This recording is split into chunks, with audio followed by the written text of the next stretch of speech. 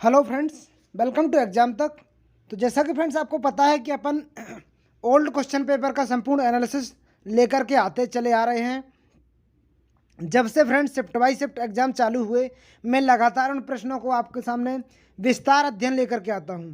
तो अगर आप चैनल पर नए हैं तो इसी टाइप के प्रश्नों की सीरीज चाहते हैं, और अगर आप वास्तव में शिक्षक बनना चाहते हैं मध्य प्रदेश के अंदर, तो एकमात्र चैनल है जो पुराने प्रश्नों को हल करवा के एकदम विस्तार से बताता है। तो आप सब्सक्राइब कर लीजिए और प्रतिदिन क्लास ज़रूर देखिए। आपको प्रतिदिन एक वीडियो प्रोवाइड करवाया जाता है। तो बिना किसी देरी के चलते फ्रेंड्स अपन प्रश्नों की ओर। तो आज मैं बाल विकास के 29 प्रश्नों को फिर से कराने जा रहा हूँ जो एग्जाम में पूछे गए हैं।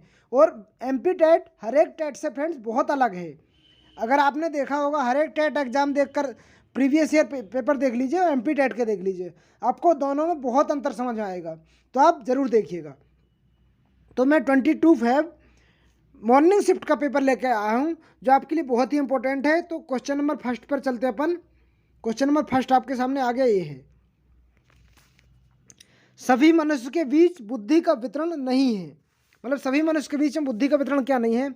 मध्यम, समान, उपयुक्त या एक जैसा। तो फ्रेंड्स जिन लोगों ने आंसर दिया है, देखिए सभी मनुष्य के बीच में बुद्धि का। अब देखिए सभी मनुष्य के बीच में बुद्धि कैसी, अब आप लोगों को बताया जाए क्या बुद्धि मध्यम होती है? मतलब सभी मनुष्य की बुद्धि अलग अलग होती है, मतलब मॉडरेट होती है। आपने देखा होगा कई निम्न क्वालिटी के रहते हैं, कई उच्च क्वालिटी के रहते हैं। तो ये मतलब सही है। मध्यम बुद्धि सभी में पाई जाती है और सभी में उपयुक्त बुद्धि, मतलब कई प्रकार की, नाना प्रकार की जाई जाती, एक जैसी बुद्धि कभी भी नहीं पाई जाती। तो समान आंसर एकदम करेक्ट जाएगा। जिन लोगों ने फर्स्ट का बी आंसर दिया एकदम करेक्ट आंसर जाएगा। सभी बुद्धि में समान बुद्धि नहीं, मतलब सभी लोगों में समान बुद्धि नहीं पाई जाती, ये करेक्ट आंसर रहेगा। चलते फ्रेंड नेक्स्ट क्वेश्चन पर। क्वेश्चन नंबर नेक्स्ट है, अधिगम के लिए एक प्रारंभिक आकलन का प्राथमिक ध्येय क्या होना चाहिए? अधिगम के लिए प्रारंभिक आकलन का ध्येय बच्चों की कक्षा में उपस्थिति जांच करना, स्मरण शक्ति कौशल की जांच करना, लेखन कला में सुधार में मदद, या अधिगम में अंतराल करना। तो 2 का फ्रेंड डी करेक्ट आंसर जाएगा। अधिगम के अंतराल में समझना एकदम करेक्ट आंसर है। चलते फ्रेंड नेक्स्ट क्वेश्चन पर।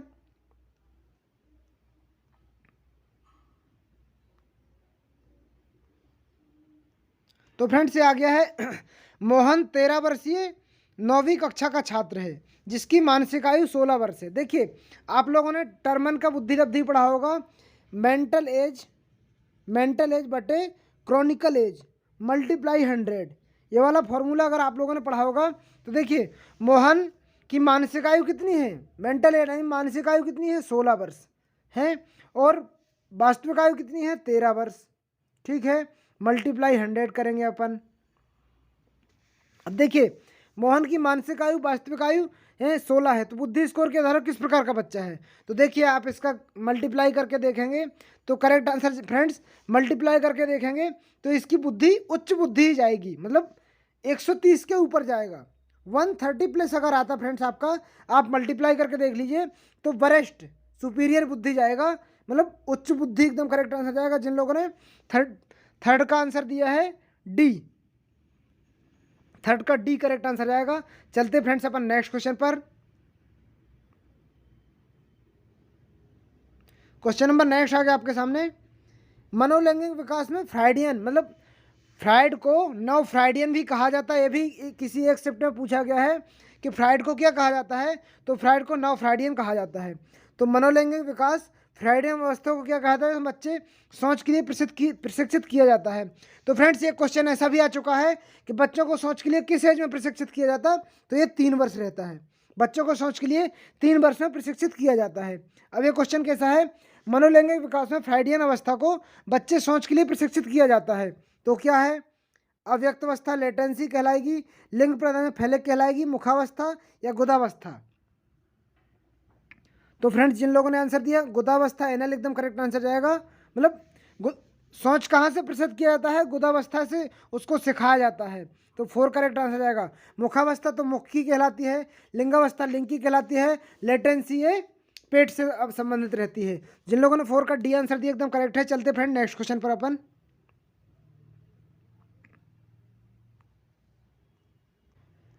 क्वेश्चन 5 आ गया फ्रेंड्स आपके सामने, व्हाट इज प्रोग्रेसिव एजुकेशन, मतलब प्रगतिशील शिक्षा क्या है, आपको बताना है।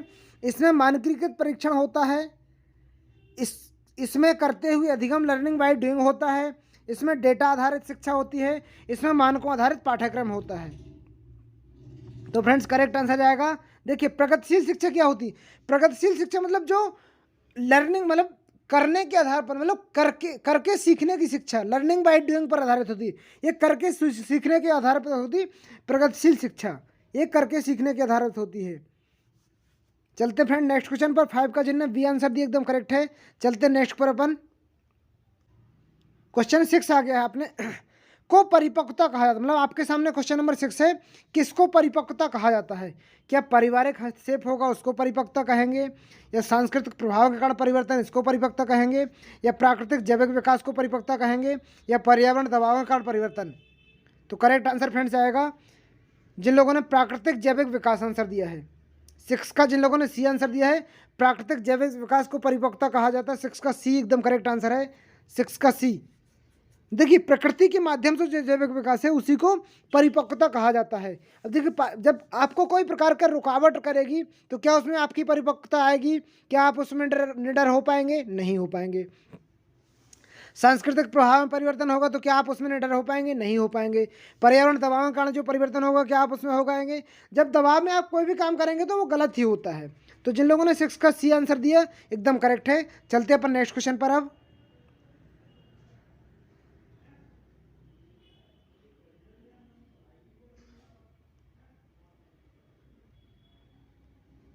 क्वेश्चन नेक्स्ट आपके सामने आ गया। अध्ययन को लागू करने के लिए अध्ययन किया जाता है जिसमें से कुछ व्यक्तियों को कम से कम 2 लगातार अवसरों को मापा जाता है। मतलब आपको अध्ययन के लिए 2 लगातार अवसरों को मापा जाता है तो क्या कहला जाएगा। आपके सामने ऑप्शन है विस्तारित अनुदैर्ध्य आकृति। विस्तारित का मतलब होता है इसमें केवल तो नहीं, कई बार आपको विस्तार से समझाया जा सकता है। इसको विस्तारित अनुदैर्ध्य विकृति कहा जाता है। अनुदैर्ध्य वृद्धि मतलब पहले आपको एक चीज़ बताई गई, फिर दूसरी चीज़ बताई गई, अगर दूसरी भी समझ नहीं आई तीसरी बताई जाएगी, इसको अनुदैर्ध्य वृद्धि कहा गया है। क्रॉस अनुभागीय विकास मतलब आपको आपके क्रिया के बीच प्रतिक्रिया होने वाला विकास होगा, उसको क्रॉस अनुभागीय विकास कहा जाता है। मिश्रित अनुदैर्ध्य मतलब मिश्रित अनुदैर्ध्य में क्या रहता है, केवल 2 लगातार अवसरों को मापा जाता, उसके बाद आपको गलत ठहरा दिया जाता, इसको मिश्रित अनुदैर्ध्य विकृति कहा जाता है। जिन लोगों ने 7 का डी आंसर दिया एकदम करेक्ट है। चलते अपन नेक्स्ट क्वेश्चन पर। देखिए एडीआईपी योजना का मुख्य उद्देश्य लोकोमीटर दिव्यांगता वाले व्यक्तियों को प्रदान करना। मतलब एडीआईपी एक योजना चल रही थी, उसका उद्देश्य किसको मतलब दिक्कत थी उनको प्रदान करने के लिए। क्या दिव्यांगता प्रमाण पत्र, रोजगार, या शिक्षा, या सहायक और उपकरण। तो फ्रेंड्स आपने देखा होगा एडीपीआईपी योजना के अंतर्गत दिव्यांग लोगों को, जैसे आपने देखा होगा साइकिल वगैरह, और जो आंखों से पीड़ित थे तो उसको गॉगल वगैरह, या उनका फ्री में इलाज किया गया, मतलब फ्री में इलाज करके उनको उपकरण दिए गए थे। तो ये सहायक और उनको उपकरण दिए गए थे, एकदम करेक्ट आंसर जाएगा डी। उनको उनका इलाज करके जिसको जिसकी ज़रूरत है उसको वो उपकरण प्रदान किया गया था। तो 8 का करेक्ट आंसर जाएगा डी। जिन लोगों ने 8 का डी आंसर दिया एकदम करेक्ट आंसर, उसको एडीपीआईपी योजना कहा गया है। क्वेश्चन नंबर 8 आ गया आपके सामने। वाइगोत्स्की के सामाजिक विकास के सिद्धांत में 3 प्रमुख नियम हैं। मतलब वाइगोत्स्की ने सामाजिक विकास के सिद्धांत में कौन नियम दिए, तो संज्ञानात्मक प्रशिक्षा ये वाइगोत्स्की ने नहीं दिया। संज्ञानात्मक प्रशिक्षता, सामाजिक सहभागिता ये वाइगोत्स्की का है, पारस्परिक निर्धारणवाद ये वाइगोत्स्की का नहीं है, तो ये गलत हो जाएगा। संज्ञानवाद किसका है, जीन पियाजे का है। संज्ञानवाद प्रशिक्षता वैध परिधि और समीपस्थ विकास, मतलब ये संज्ञानवाद प्रशिक्षित नहीं है तो ये भी गलत हो जाएगा। पारस्परिक निर्धारणवाद, प्रोत्साहन और दंड शास्त्र ये किसका, पावलाव का है, ये भी गलत हो जाएगा। अब लास्ट बचता है फ्रेंड्स अपने पास, देखिए उत्तर भी देख लीजिए, लास्ट से ही आ जाएगा। देखिए सामाजिक सहभागिता दिया है, ठीक है, सामाजिक सहभागिता और समूह विकास का क्षेत्र और अधिक ज्ञान संपन्न, मतलब मोर नॉलेजेबल अदर, मतलब अधिक ज्ञानी दूसरा, इसको मोर नॉलेजेबल अदर कहा जाता है।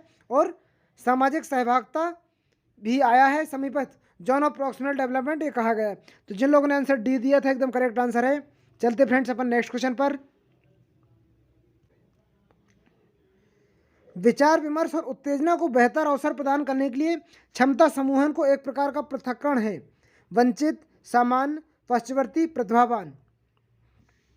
जिन लोगों ने 10 का आंसर दिया है, प्रतिभावान आंसर दिया, एकदम करेक्ट आंसर है।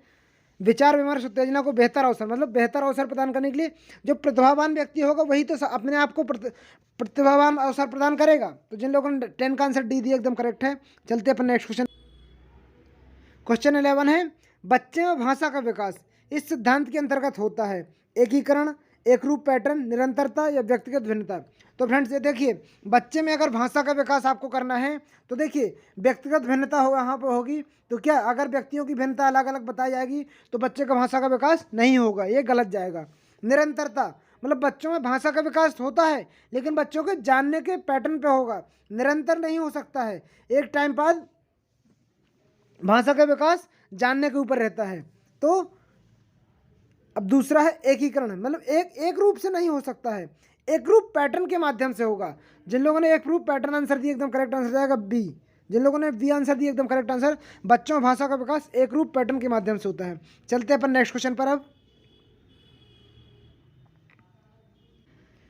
प्रत्यक्ष विधि को इस रूप में भी जाना जाता है, मतलब प्रत्यक्ष विधि को किसके रूप में जाना जाता है?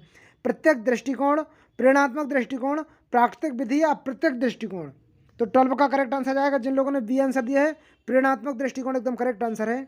चलते फ्रेंड नेक्स्ट क्वेश्चन पर। प्रत्यक्ष विधि को प्रेरणात्मक दृष्टिकोण से मापा जाता है। चलते नेक्स्ट पर अपन।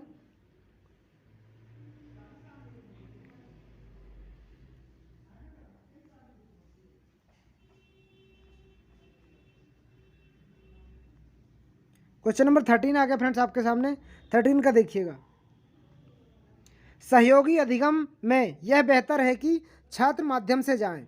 स्वतः आकलन, रचनात्मक आकलन, साथी आकलन, योगात्मक आकलन। तो 13 का फ्रेंड्स जिन लोगों ने आंसर दिया है सी, साथी आकलन एकदम कम। देखिए सहयोगी अधिगम से बेहतर है पीयर समूह, मतलब साथी आकलन जो रहेगा वो बेस्ट रहता है। अब आपके सामने आएगा रचनात्मक आकलन क्या कहलाता। तो फ्रेंड रचनात्मक आकलन किसी भी चीज़ की नई खोज करना और निर्माण करना, इसको रचनात्मक आकलन कहा जाता है। योगाकलन रचनात्मक आकलन प्लस एक मतलब दूसरे ने एक और रचना की, दोनों को निर्माण करना योगात्मक आकलन कहा जाता है। स्वतः आकलन मतलब जब आप कोई भी प्रैक्टिस सेट लगाते हैं, अभ्यास सेट लगाते हैं, आप अपना आकलन करते हैं, उसको स्वतः आकलन या स्वयं का आकलन कहा जाता है। उम्मीद करूंगा आपको समझ में आ गया होगा। चलते नेक्स्ट क्वेश्चन पर अपन।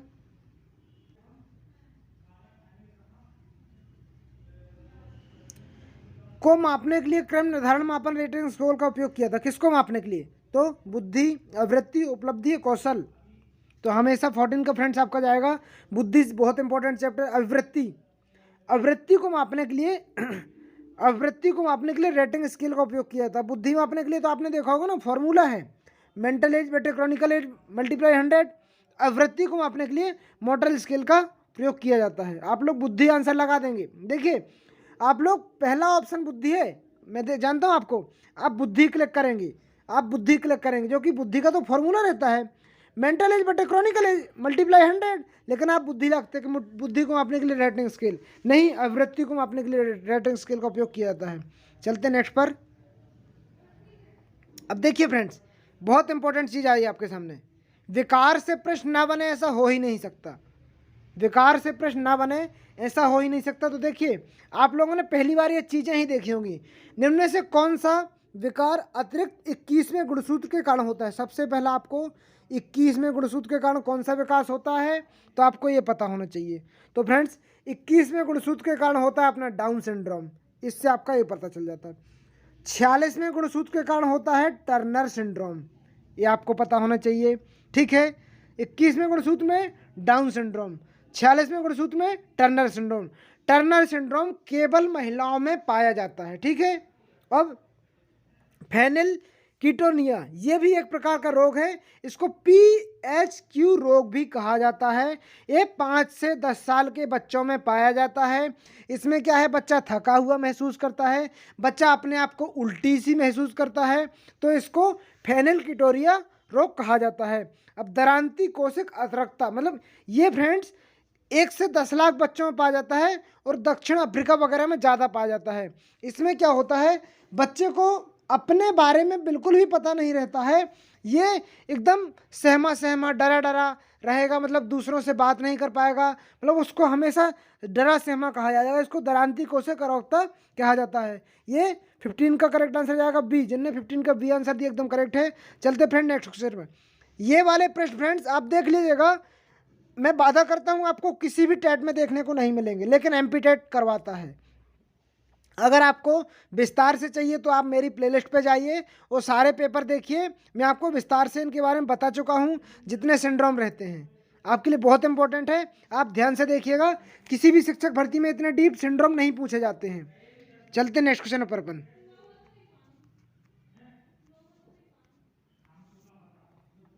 निम्न में से क्या होगा पहले कार की उत्तेजना दूसरे कार से समानता है? तो कोई भी स्थानांतरण नहीं होगा, स्थानांतरण न्यूनतम होगा, स्थानांतरण का विकास कम होगा, स्थानांतरण अधिक होगा। तो 16 का करेक्ट आंसर डी जाएगा। जिन लोगों ने स्थानांतरण का विस्तार अधिक होगा, एकदम करेक्ट आंसर जाएगा। चलते नेक्स्ट पर अब।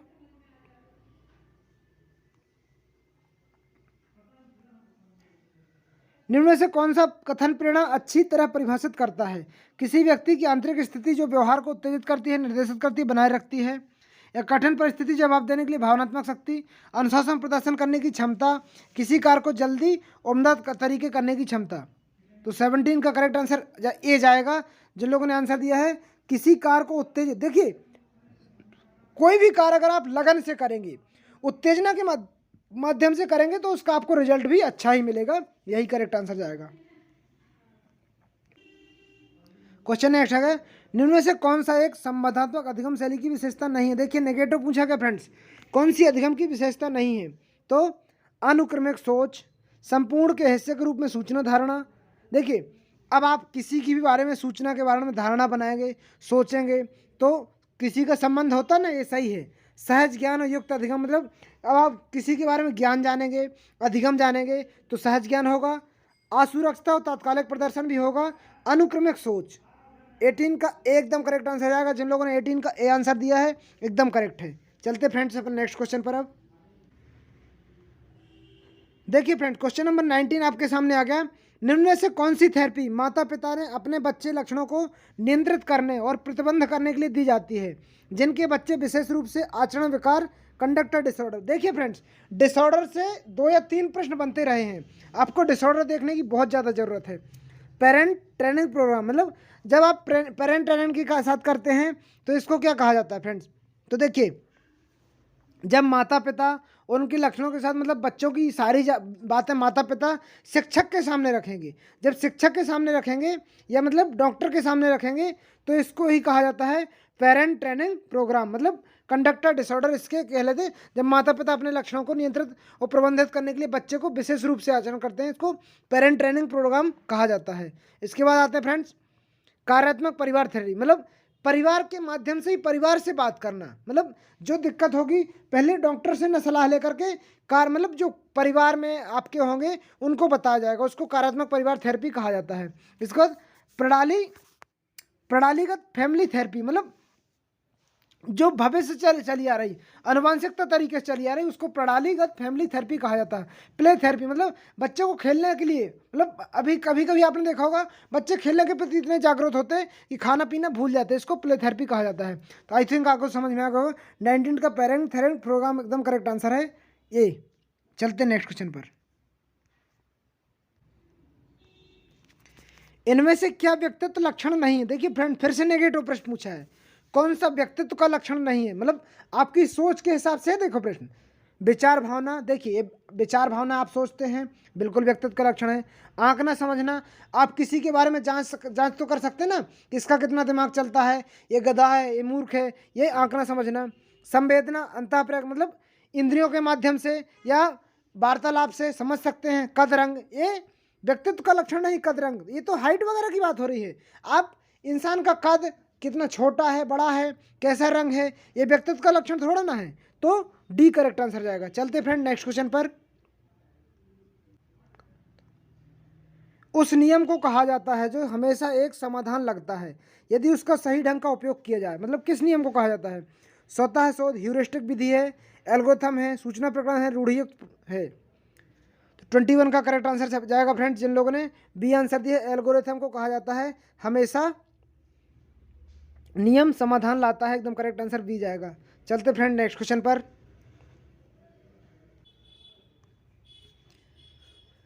जब कोई बच्चा अपना सारा ध्यान अपने कार्य पर केंद्रित करता है, अन्य सूचनाओं की अनदेखी करता है, इस किस प्रकार का उदाहरण? मतलब देखिए, जब कोई बच्चा अपना पूरा काम अपने, मतलब जैसे आप पढ़ाई करें ना, तो आप पढ़ाई करें तो आपको किसी प्रकार की कोई दिक्कत नहीं है, तो उसको क्या कहा जाएगा? अब आप खुद समझ सकते हैं कि समानावधान। देखिए, समानावधान में आप क्या होता है, एक साथ दो दो काम भी कर सकते हैं, इसको समानावधान कहा जाता है। विभक्तावधान, विभक्तावधान में आपने देखा होगा बच्चे एक साथ चार चार पांच पांच प्रकार के काम करते रहते हैं, थोड़ा यहाँ उपस्थिति दी, थोड़ा वहाँ दी, थोड़ा वहाँ दी, इसको विभक्तावधान कहा जाता है। समकालिक अवधान मतलब दोनों माइंड को आपको दो जगह बराबर बराबर भागों में बांटना, उसको समकालिक अवधान। चयनात्मक मतलब आप सिलेक्ट किए हुए हैं, जैसे अर्जुन ने तीर मारना था चिड़िया की आंख में, उसने सिलेक्ट किया था, एक ही चीज़ पे उसका कार्य था, उसको चयनात्मक अवधान कहा जाता है। जिन्हें 22 का ए आंसर दिया एकदम करेक्ट है। चलते फ्रेंड नेक्स्ट क्वेश्चन पर। अब क्वेश्चन 23 आ गया। मतलब अधिगम में मौजूदा जानकारी के लिए एक अतिरिक्त जानकारी है। अधिगम में मौजूदा जानकारी के लिए कौन सी जानकारी? छिटपुट, सर्पिल, रेखिक या वियोगी? तो 23 का फ्रेंड देखिए, अधिगम में छिटपुट, अधिगम में मौजूदा जानकारी क्या कहलाती है? सर्पिल, सर्पिल जानकारी कहलाती, एकदम करेक्ट आंसर बी जाएगा। चलते फ्रेंड नेक्स्ट क्वेश्चन पर। अपन क्वेश्चन नेक्स्ट आ गया फ्रेंड्स। देखिए, रेमंड कैटल ने क्या दिए थे? 16 बुद्धि के कारक दिए थे रेमंड कैटल ने। अल्बर्ट बांड्रा ने क्या दिया था? अल्बर्ट बांड्रा ने क्या दिया था? सामाजिक अधिगम का सिद्धांत। सामाजिक अधिगम का सिद्धांत अल्बर्ट बांड्रा महोदय ने दिया था। सामाजिक अधिगम का सिद्धांत अल्बर्ट बांड्रा महोदय ने दिया था। और मनोसामाजिक अधिगम का सिद्धांत किसने दिया था? एरिक एरिक्सन ने। तो इनमें से कौन सा व्यक्तित्व का एक सिद्धांत जिसमें ट्रेड थ्योरी प्रस्तावित नहीं की, मतलब व्यक्तित्व का सिद्धांत किसने नहीं दिया, आपको ये बताना है। तो आपके सामने देखिए, व्यक्तित्व के बारे में बात की है किसने? गार्डन आलपोर्ट ने तो व्यक्तित्व की बहुत ही अच्छी परिभाषा बताई है, कई बार पेपर में ही पूछा जाता है। तो करेक्ट आंसर जाएगा सामाजिक अधिगम का सिद्धांत दिया था अल्बर्ट बांड्रा ने। 24 का सी करेक्ट आंसर जाएगा। इनने व्यक्तित्व के बारे में बात नहीं की। हंस स्नेक ने व्यक्तित्व के बारे में दिया था। व्यक्तित्व के बुद्धि परीक्षण दिए थे रेमंड कैटल ने। तो 24 का सी करेक्ट आंसर जाएगा। चलते फ्रेंड नेक्स्ट क्वेश्चन पर। अब क्वेश्चन नंबर नेक्स्ट है, एक व्यक्ति के दौरान पौरुष या स्त्रीण सामाजिक भूमिका प्राप्त करता है? बचपन या चाइल्डहुड, किशोरावस्था, पश्च बचपन, शैशव? तो 25 का देखिए, एक व्यक्ति पौरुष या पुरुष के स्त्रीण किशोरावस्था कहा जाता है, इस अवस्था को एडोनसेल या किशोरावस्था कहा जाता है। तो फ्रेंड चलते हैं अपन नेक्स्ट क्वेश्चन पर। अब ये फ्रेंड मेटा घटक प्रदर्शन के ज्ञान के प्राप्ति घटक किसकी श्रेणी है? मेटा घटक किसकी श्रेणियां हैं? देखिए, आलपोर्ट ने किसके बारे में बताया था? आलपोर्ट ने व्यक्तित्व के सिद्धांत के बारे में बताया था। आइजैक ने भी व्यक्तित्व के सिद्धांत के बारे में बताया था। अब त्रिपक्षीय सिद्धांत, ऐसा कोई सिद्धांत नहीं होता फ्रेंड। त्रिकोणीय सिद्धांत, स्टर्नबर्ग का त्रितंत्र के सिद्धांत में त्रिकोणीय सिद्धांत को मेटा घटक प्रदर्शन घटक के बारे में बताया किसने? स्टर्नबर्ग महोदय ने। स्टर्नबर्ग महोदय ने त्रिकोणीय सिद्धांत या त्रितंत्र के सिद्धांत के बारे में, त्रिआयामी सिद्धांत भी कहा जाता है इसको, त्रिकोणीय सिद्धांत भी कहा जाता है। तो स्टर्नबर्ग महोदय ने ऐसी बात की थी। तो 26 का आंसर जाएगा बी। जिनने बी आंसर दिया एकदम करेक्ट आंसर है। चलते अपन नेक्स्ट क्वेश्चन पर। अब ये फ्रेंड्स अपना आंसर कैंसिल हुआ है, तो अपन इसके बारे में नहीं पढ़ेंगे। अब अपन नेक्स्ट क्वेश्चन पर जाएंगे जो कैंसिल नहीं हुआ, ये वाला देखेंगे अपन। देखिए, स्किनर ने वकालत की सीखने की संभावना सबसे अधिक होती। सबसे पहले आपको पता होना चाहिए स्किनर ने कौन सी थ्योरी दी थी? तो आरएस थ्योरी। आरएस थ्योरी कौन सी दी थी? स्किनर महोदय ने दी थी आरएस थ्योरी। तो स्किनर ने वकालत सीखने, तो देखिए करेक्ट आंसर 28 का जाएगा। सार्वजनिक घटना अवलोकनीय व्याख्या करना, ऐसा नहीं दिया था इनने। एक व्यवहार को अवलोकनीय प्रदर्शित नहीं, ये गलत है। व्यवहार उत्तेजन की प्रसाद, देखिए गलत है। व्यवहार को इनाम के साथ प्रदर्शित किया जाना, स्किनर ने इनाम के साथ प्रदर्शित किया जाना आंसर दिया था, ये करेक्ट आंसर जाएगा डी। चलते फ्रेंड अपन नेक्स्ट क्वेश्चन पर। अब क्वेश्चन नंबर नेक्स्ट आ गया आपके सामने। निम्नलिखित में से किस विधि का उपयोग किसी व्यक्ति के व्यवहार उसकी समग्रता के अध्ययन के लिए किया जाता है? अवलोकन विधि, प्रयोगात्मक विधि, सर्वेक्षण विधि या केस स्टडी विधि?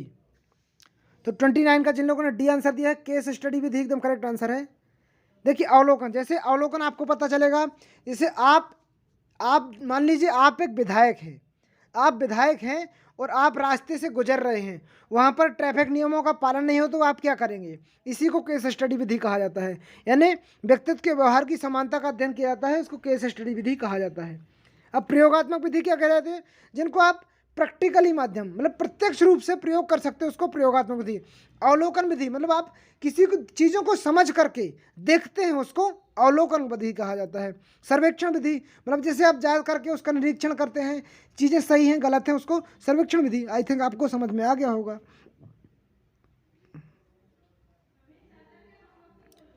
क्वेश्चन नंबर 30 और आज का लास्ट क्वेश्चन है, निम्न में से कौन सी प्रेक्षण तकनीक व्यक्तित्व का आकलन करने के लिए सही है?